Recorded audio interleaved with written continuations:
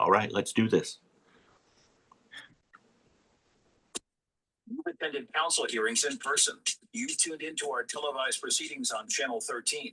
Now, you have the chance to listen to us on the radio as we demystify our work and the people who do it. This is not a council hearing. This is Hearing the Council with your host, Josh Gibson.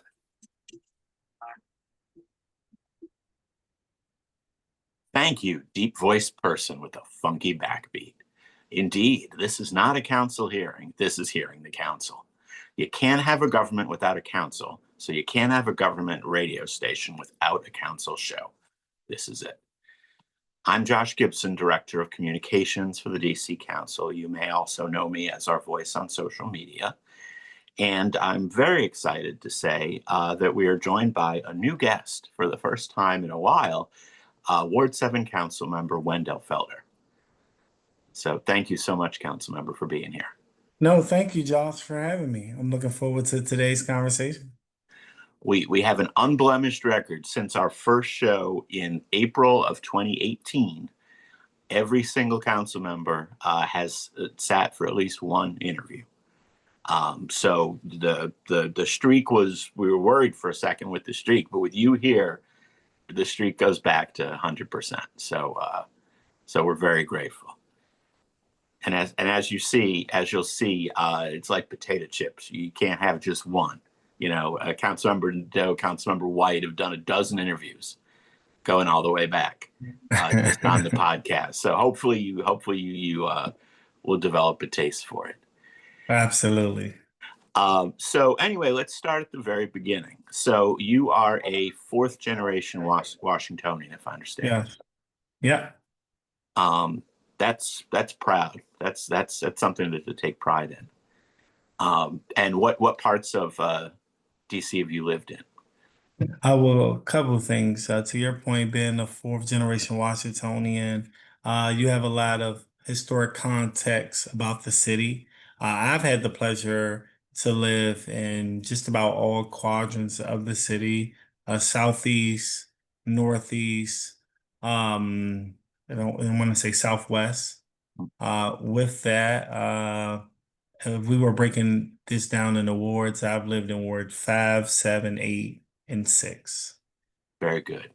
Very good. What are your strongest memories about childhood growing up in DC? Oh, that's a really good question. I would say just how DC was back then. I think I came up in the era in which you could still play in the street with the fire hydrant, right?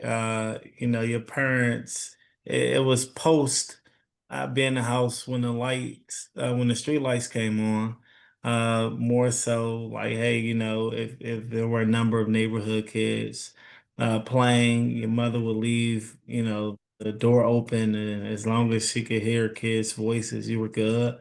I think, obviously, the city has changed, but for the most part, best city in the world. Absolutely.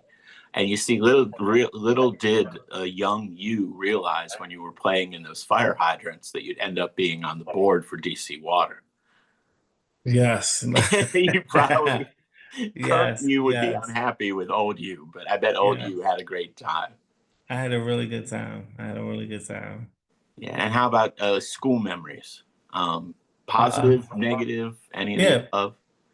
So I went to Mullen, Wilkerson, Winston, Johnson, McKinley. And when I got to McKinley, I think that's when my life changed. That's when I became more civically engaged. I participated in the student government association, became the SGA vice president, and it really gave me an introduction into local government. I think at the time, Michelle Reed was the chancellor, Adrian Fenty was the mayor, and as the vice president of that organization, I would have to go down to DCPS Central to testify, to speak with members of leadership and or testify in front of the DC Council about priorities that was important to me and my classmates. So that was a good memory. In addition to that, I was pretty popular. My nickname in high school was Scholar, because I was a student athlete. So I ran track, and it really exposed me to working hard, the importance of teamwork, always showing up. Some of the same values that I carry over to the council today. So those were probably my most memorable experiences in high school. How was it? Sounds like in those early days, though, you were bouncing around a bit. How is that? I bet that had an effect because being the new kid at a school is always a challenge. Bouncing around was an understatement. I was flying off of the wall. I transferred from Johnson, which was off of Suitland Parkway in Ward 8. Was definitely a different experience. Nonetheless, gave me the foundation to be resilient, be tough. And when I got to McKinley, because of my experiences at Johnson, from like a cultural standpoint, it's kind of a cakewalk. Gotcha.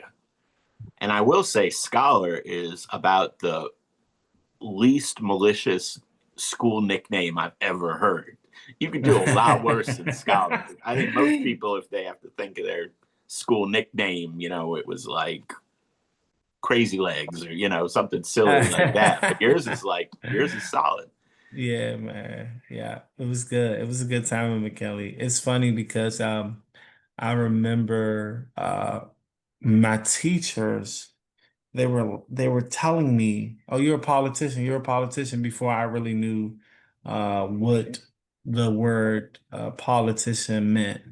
And when I ran for SGA vice president, I was somewhat popular because, like I said, I ran track. But every speech that I gave well, I'm gonna take a step back. When I got there in the 10th grade, I ran for SGA vice president. I'm sorry, I ran for class president, but I lost. Mm. So then I ran when I got to the 11th grade. I'm like, okay, well, I've been here for a year now. People should know me by now. And I ran again and I lost. And then I came to the conclusion maybe my class isn't really feeling me the way I think they're feeling me. So you know what? I'm gonna run for SGA vice president of the whole school. So because I had somewhat of a popularity, because I ran track, uh, some people knew me, but I think what won the election was like my energy. So after every speech I gave going across the school, I would end it with one candidate can't guard him, two candidates can't guard him, 35 candidates can't guard him. You voting for a scholar, SCHOLAR. And people would go crazy. Oh, So that's nice. Yeah, I hadn't heard that before. Man, it was a thing. It was a yeah. thing. It's almost like you had a campaign consultant, but you were the campaign I consultant. was the campaign consultant. It was good. It was good. That's impressive. That's Yeah, impressive. man. Yeah. And it sometimes, there are council members who are in both categories. Sometimes you got to run and lose before you can run and win. That teaches you one. Of course, the folks who have run and never lost an election, of course, you hear about that. But I don't know. I kind of think like to run, lose, and then come back and succeed is more powerful to me as a voter. Yes. I did that. You may not know, but in 2014, I ran for city council and lost. Oh, I did not know You that. you did not know that. Yeah. I ran as an independent. I was about 23 years old. I ran against Alyssa Silverman, Courtney Snowden, Robert White. So it was a very interesting race. But that's how I got my feet wet. So when I decided to run recently, I knew what to do. It's like day and night. Yeah, yeah. I mean, I obviously wouldn't wish that on anyone, but I think ultimately, from a long-term standpoint, that's the way to do it. Yes, yes. If you can get it, I would say this. This would be my message to anyone who has political aspirations. You don't necessarily need to run and lose. Just be active in your community. And they can start by just going to your local ANC meetings. If you choose to run for ANC, then that's fine. Or go to your civic associations meetings or volunteer at your local church. Like develop a name for yourself. Become a trusted and respected agent. And I think that goes such a long way. Right. Now you mentioned this a little bit already, but I get how student government directly translated into your current work and taught you direct lessons. But talk to me about track a bit more. About because I know Bowie State you ran track. I guess in high school you probably ran track. And from my little bit of research, it looks like you ran relay. Yeah.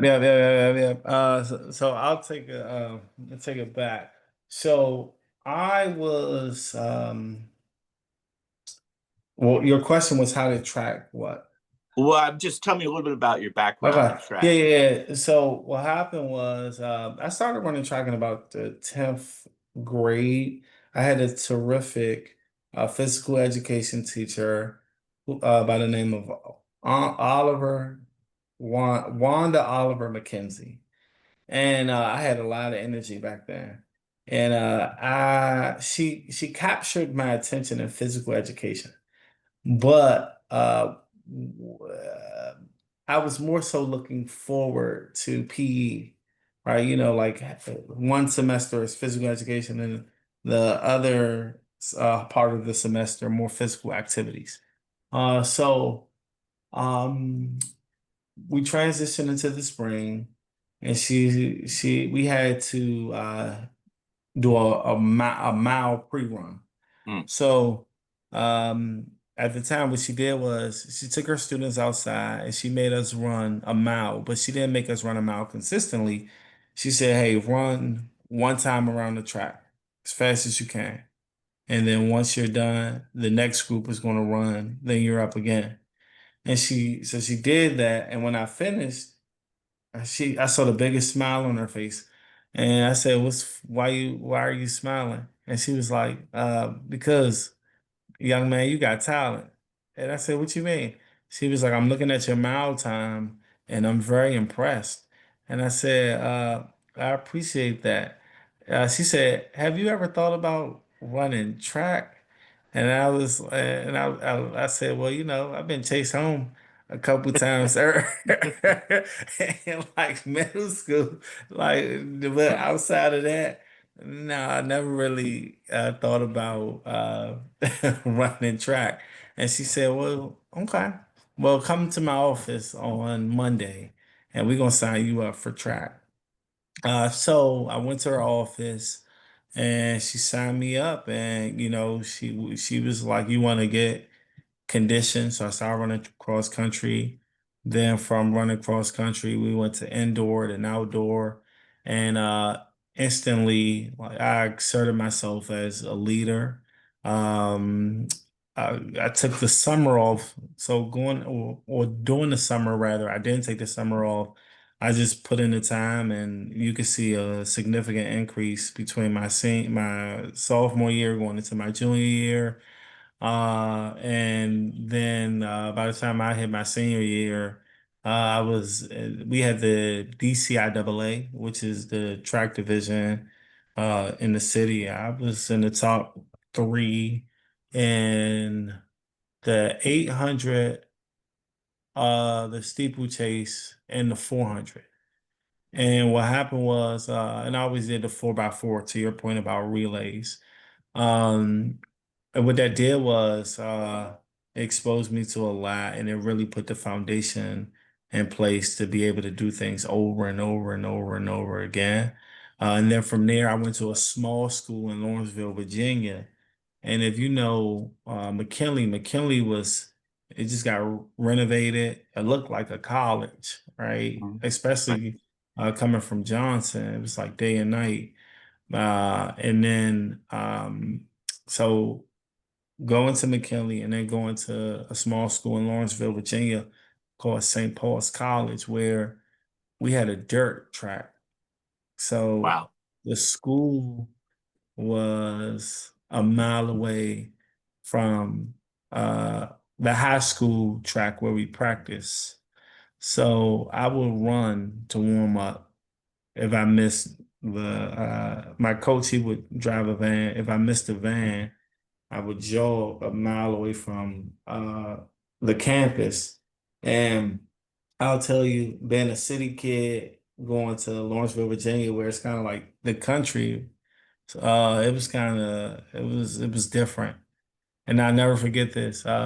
One day this when I was much faster then, but one day I went to practice and my coach says, "Hey team, I need help getting tires out of the back of the van."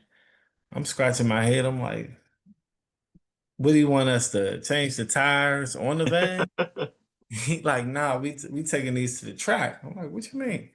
So we put the tires on the track, and then he put a rope around the tires, and then he tied the tires around our waist, and we ran on the dirt track with tires. Real old school guy. That was my guy. Yeah, but Mhm. I bet you learned that. Oh, That built you up fast. oh my gosh, did it. So I was there for 2 years, and then unfortunately they lost their athletic program, and then that's when I transferred to Bowie State, and I ran at Bowie for a year, and then I had to have an honest conversation with myself, and I said, hey, what do you want to do? Do you want to be a professional athlete, or you want to do something else? And then I came to the conclusion that I wanted to run a different type of race. And then so I stopped running track, and then I ran as an ANC commissioner, and then the rest is history. And man, that's a bit of a transition because having been an ANC commissioner myself decades ago, um, you're going from the public arena where you're racing, in a track and folks are applauding. And I mean, I love being an ANC commissioner. I wouldn't give it back for the world, but there's not a ton of glory in being an ANC commissioner. It's important work, but there's no glory. So I could see that being a bit of a tough transition. Uh, nah, it was fun. It was fun. And I'm 21, then ANC commissioner. I think there may have been a couple of younger ANC commissioners. However, it was new. I mean, you learn in your neighborhood, you get a title, you really building relationships. Like I remember I would spend out well, when I first ran, I would knock on people's doors and you have no experience, right? So I had my flyer that I made, went to Staples, printed off a bunch of flyers, and I was going off of when I ran for SGA president in high school, so I really didn't have anything to compare it to. And I remember this one lady saying, she was like, "I love your energy." She said, like, some of the things you have on your flyer, you can't do it. Like it's an internal government function. So she was like, "I will remove this. Maybe say uh instead of stopping crime, you will work to decrease crime, right? Like, so she just kind of gave me a bunch of tips. And then from there, you just go door to door and you just continue to be consistent and you start knowing the mayors on blocks and you get the historic information and people say, well, I knew Marion Barry or I knew Vincent Gray or, I remember Mayor Bowser knocking on my door. And after a while, it just started coming together. And I've been an ANC commissioner 4 times in Ward 7 and different commissioners. I'm sorry, in different commissions. So It was really good. I mean, I can probably rattle off about 150 names. Like I can scan the ward and know everyone who I've met throughout my process by being a ANC commissioner. Yeah, I mean, I say this a little tongue in cheek, but I almost wish every DC resident was required in their lifetime to do a 2-year term as a commissioner. Because A, you would have more respect for ANC commissioners, but also Yes. there's no better way to learn about how the DC government works legislatively, administratively, than being an ANC commissioner. Because Absolutely. you've got nothing but the bully pulpit. But you got to meet people, you got to know names, you got to, oh, it's a pothole, so who's the best person to run that by? It's like a graduate level class in government in the guise of this little unpaid part-time elected role. Yeah, no, absolutely. Absolutely. And shout out to all the ANC commissioners, especially doing work in these unprecedented times. So kudos to them. Yeah, and I mean, as we've seen, because yourself and a bunch of fellow past and present council members, it's also like a farm team, for council members. I mean, there's so many good, talented people, and we have such a tiny legislature compared to Right. most other states that it's a shame. There's this pent up energy, and it just goes to show the lengths people are willing to go, that they'll take this role with no glory and no pay, and you have to do it in addition to whatever your normal job or jobs are in life. But man, people love it, and they get a lot of stuff done. Very much so. Very much so. It's how I got my training, partial training before becoming a council member. Is there like one big victory or big moment you remember from your ANC time that was like, yeah, that? I think so the district in 2022 underwent the redistricting process. So Ward 7, we got some new neighbors further within Kingman Park, Hill East, um, Rosedale. So with that being said, you have a group of individuals who all care about their community, all all want to see the commission do well. And with that being said, uh, because I was a chair of a commission and because I kind of figured I knew the ward, I said like, hey, let me just convene folks together. Like, let's get in front of this. Like, let's come together. And after maybe 3 months of planning, I said, all right, guys, so we've got some next steps and action items. We need to start being prepared to designate who we want to serve in what leadership roles within the commission. And the commissioners were like, nah, we already know who the chairman gonna be. Like, what are you talking about? They're like, we want you to be the chairman. I'm like, oh man. And then I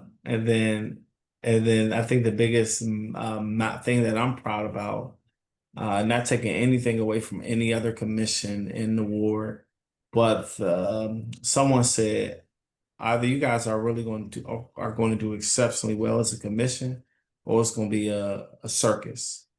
And I'm glad to say that, under my leadership and my vice chair at the time, Commissioner Alcorn, and shout out to all the ANC commissioners across the ward, specifically in 7D. We made sure that we elevated the commission. We got a lot of good things done. And I think that's one of the things that I'm very proud about.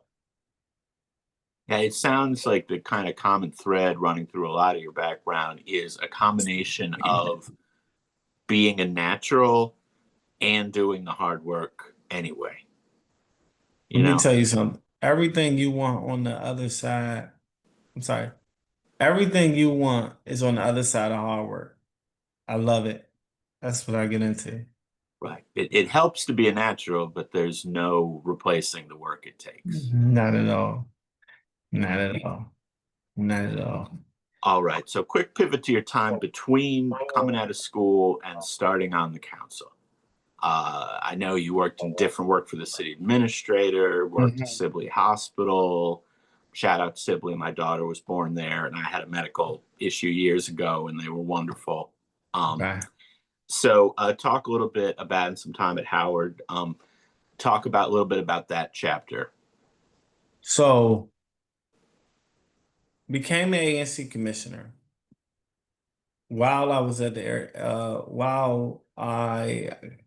I transferred schools from Bowie State to from St. Paul's to Bowie State.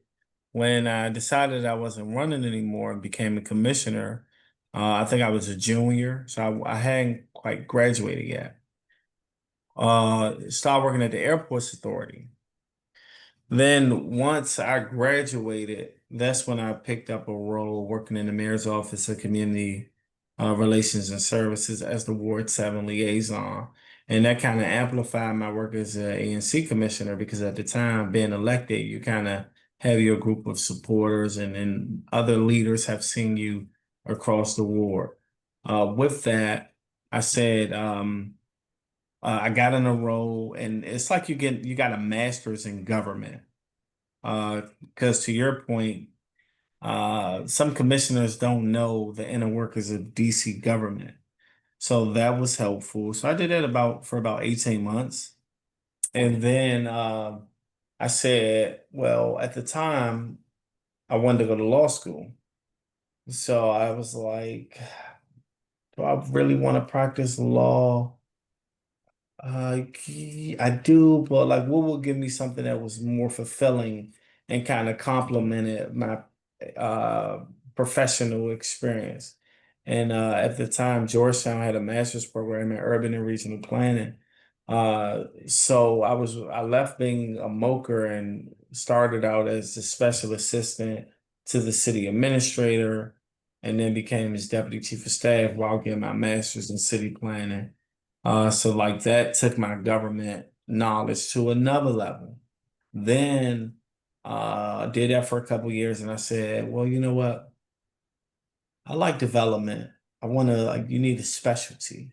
So I had an opportunity to work in the deputy mayor's office for planning and economic development, managing development projects east of the river. And because I was in the city administrator's office helping with budget, policy, and helping him run the day-to-day operations of the city, focusing on one ward, it wasn't as strenuous as, it would have been had I not had that experience.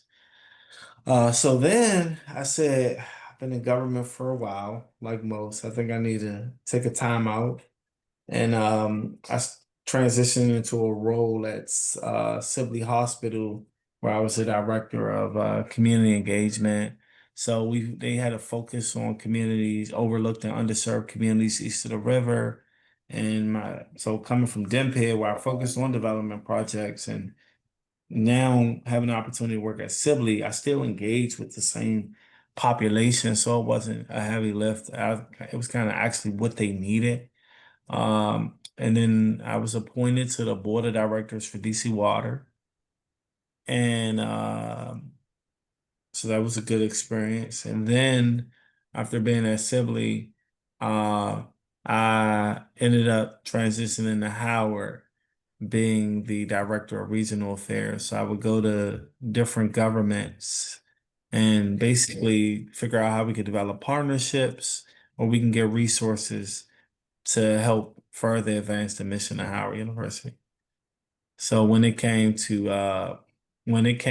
time to decide if I was going to run on that, I was in a really good space at Howard. But because I've been doing so much work in the ward, folks kind of recruited me. That's why I was kind of the last person to file. And then I had a really good relationship and still have a really good relationship with Councilmember Gray. He's a dear friend, mentor, colleague. So I wasn't sure what he was going to do. And I wanted to respect that before I made any decision. Right. Yeah. Two things. One is I'm glad I was waiting to see when I saw that you worked for the deputy mayor for planning and economic development in that office. Half the people in the city say DIMPED and half the people in the city say DEMPED. And I'm team DIMPED. So I'm glad that you said DIMPED because to me, that's the way that abbreviation should be pronounced. So I had my fingers crossed. Glad to see you came out on the right side on that one. The other one was, speaking of mentors, because in a future interview, we'll get into the transition to council because we're starting to run low on time. But it sounds like Rashad Young was maybe a mentor as well between the city administrator's office and the time at Howard. Let me tell you something. Rashad is the best. He is the epitome of a professional. He's brilliant. I mean, this guy has had the privilege to run 5 cities, right? Like becoming a city administrator is no easy feat, let alone having the pleasure of running 5 of them or 4 of them before coming into the district. I think it's no secret. I probably would not be where I am today if it were not for his investment in me. And I'm grateful for him as well as individuals like the mayor. I think that's one of the benefits. You talked about the city, growing up in the city, and maybe this is a full circle moment. Oftentimes, you think about where the city is now and the opportunities for individuals born and raised in the city are like slim to none, right? A lot of folks move to the city with greater resources and partially because of our job market.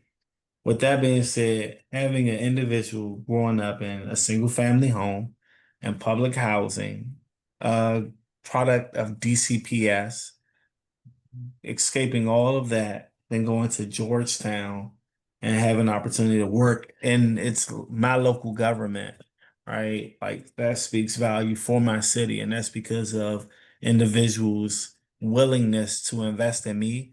And as the council member, I'm so committed to creating opportunities where I invest in other people, as well as try to get folks to take their investments in the ward to a whole nother level. Yeah. And I think what folks don't realize is DC might be the national capital, the world capital. It's also kind of a small town in its own. It's Very we're much so. talking about just climbing up on the shoulders of giants. You do keep running into the same people. You keep coming back across the same people. And I don't think DC, not enough folks realize that about DC, that it's Very much so. a real community. It's a community. It's a town before as much as it's a city or a capital. Absolutely. No, I mean, I think it's the best town. Some people call it a county, city in the world. Like DC is where you want to be. Yeah, that is for certain. Okay, so we are just about out of time, but always going all the way back to 28. At the end of each interview, there's always a fun round to try to shake things up and have a little fun. Always at the end of the first interview I do with the council member, I ask you to look at this list of desserts: cake, candy, cookies, ice cream, and pie. And I want you to rank those from your favorite to your least favorite. Uh, Cookies first, ice cream second. Pie will probably be the 4th one. Candy is at the bottom of the list, and there was one more other. Cake. Cake will be 3. Cake would be okay. Gotcha. It's very funny. It teaches us what kind of desserts you like, if anyone wants to bring you a dessert, but also how people think. Because there's some council members that are like, well, I couldn't possibly respond to that. I don't know enough about the data points. And then there's other council members that are like, okay, we're doing a test. I'm taking the test. Here are my answers. So anyway, so I have to put you into the spreadsheet and figure out who is in the similar category as you. I appreciate that way you can figure out who your brethren are among past and present council members.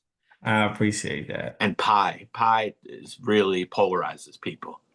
You're either love pie or it's like in the bottom one or two, and I'm bottom one or two, so I'm kind of there with you. Yes, sir. But anyway, thank you once again for your generosity with your time. And gonna go ahead and close this out. Listeners, please remember to subscribe to our podcast on SoundCloud or wherever you get your podcasts. Just search under Hearing the Council. Thanks again for joining us, Council Member. Thank you, listeners. Tune in next time. We're on DC Radio at 96.3 on your FM HD4 dial or at dcradio.gov. I'm Josh Gibson. This is not a council hearing. This is Hearing the Council. Thanks, Council Member. Have a good day. Thanks, Josh. Have a good day as well. All right. Bye-bye. Bye-bye.